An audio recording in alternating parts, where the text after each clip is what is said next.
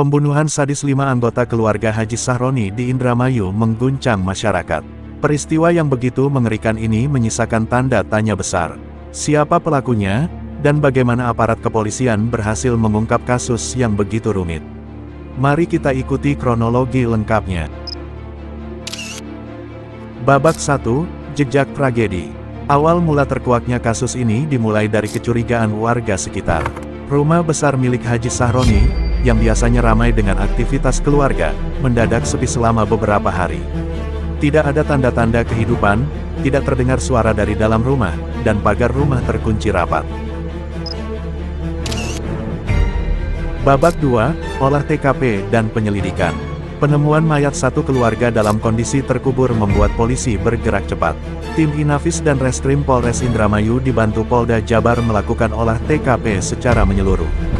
Barang-barang yang ada di rumah diperiksa satu persatu. Ada jejak tanah yang berserakan, ada barang-barang yang hilang, hingga tanda-tanda kekerasan pada tubuh korban. Polisi juga meminta keterangan dari sejumlah saksi, mulai dari tetangga, kerabat dekat, hingga orang-orang yang terakhir kali berinteraksi dengan keluarga Haji Sahroni. Dari sinilah muncul nama 2 orang yang diduga terlibat. Keduanya dikenal oleh korban, bahkan cukup akrab. Mereka adalah R dan P.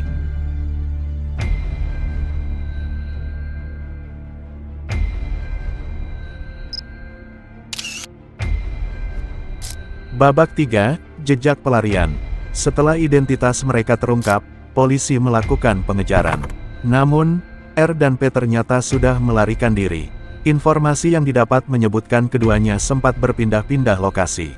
Ada kabar mereka lari ke wilayah Jawa Tengah, mencoba menghilangkan jejak agar tidak mudah ditangkap. Namun kepolisian tidak tinggal diam. Tim gabungan dibentuk, melibatkan jajaran Reskrim Polda Jawa Barat, Polres Indramayu, hingga bantuan dari aparat wilayah lain. Jejak digital, komunikasi, hingga informasi dari masyarakat dimanfaatkan untuk melacak keberadaan para buronan ini. Babak 4, Penangkapan Dini Hari. Setelah melalui berhari-hari pengejaran intensif, akhirnya aparat kepolisian menemukan titik terang. Jejak pelarian 2 tersangka pembunuhan sadis keluarga Haji Sahroni terendus kembali di wilayah Indramayu. Lokasi itu berada di sebuah desa kecil bernama Kedokan Bunder. Malam itu, Minggu tanggal 7 September tahun 2025, udara terasa begitu sunyi. Hanya suara jangkrik dan sesekali gonggongan anjing yang terdengar. Namun, di balik kesunyian itu, aparat kepolisian tengah menyusun rencana matang. Mereka sudah mendapatkan informasi kuat bahwa kedua pelaku, berinisial R dan P, bersembunyi di salah satu rumah di desa tersebut. Menjelang dini hari, tepat pada Senin, tanggal 8 September tahun 2025, pukul 3 waktu Indonesia Barat, tim kepolisian yang dibekali senjata lengkap mulai bergerak. Jalanan desa yang gelap gulita diterangi cahaya lampu senter para petugas. Setiap langkah dijaga kerahasiaannya, agar para pelaku tidak menyadari bahwa mereka sedang dikepung. Operasi ini bukan sekadar penangkapan biasa. Ada risiko besar bahwa kedua tersangka bisa saja melawan, bahkan membahayakan warga sekitar. Karena itu, setiap gerakan dihitung dengan cermat. Polisi mengepung rumah dari berbagai sisi, memastikan tidak ada celah bagi pelaku untuk kabur. Detik-detik menegangkan pun terjadi. Komunikasi lewat HT terdengar lirih. Semua tim siaga, jangan ada yang bergerak sebelum ada aba-aba, begitu perintah pimpinan operasi. Hingga akhirnya, pintu rumah didobrak. Polisi masuk dengan sigap, sambil mengacungkan senjata. Saat itulah, R dan P yang sudah sadar keberadaan aparat mencoba melakukan perlawanan dengan cara lain, berusaha kabur melalui pintu belakang. Teriakan komando terdengar, "Berhenti! Jangan lari!" Namun, kedua tersangka tetap nekat menerobos kegelapan malam. Polisi tidak tinggal diam. Dengan prosedur tegas terukur, aparat melepaskan tembakan peringatan ke udara. Namun peringatan itu tidak dihiraukan. Hingga akhirnya, untuk melumpuhkan upaya pelarian, tembakan diarahkan ke bagian kaki. Suara letusan senjata memecah keheningan desa. Dalam sekejap, kedua pelaku terjatuh, menjerit kesakitan. Usaha mereka untuk kabur pun gagal total. Polisi segera mengamankan keduanya, memberikan pertolongan pertama, lalu memborgol tangan R dan P. Dalam kondisi terluka di bagian kaki, keduanya akhirnya tidak bisa berbuat banyak. Mereka hanya bisa tertunduk pasrah saat digelandang ke mobil polisi. Warga yang sempat terbangun karena kegaduhan dini hari itu keluar rumah dengan wajah penuh tanda tanya. Beberapa orang mendekat dari kejauhan, menyaksikan bagaimana dua buronan yang sempat membuat geger satu kabupaten akhirnya ditangkap dengan kaki yang berdarah.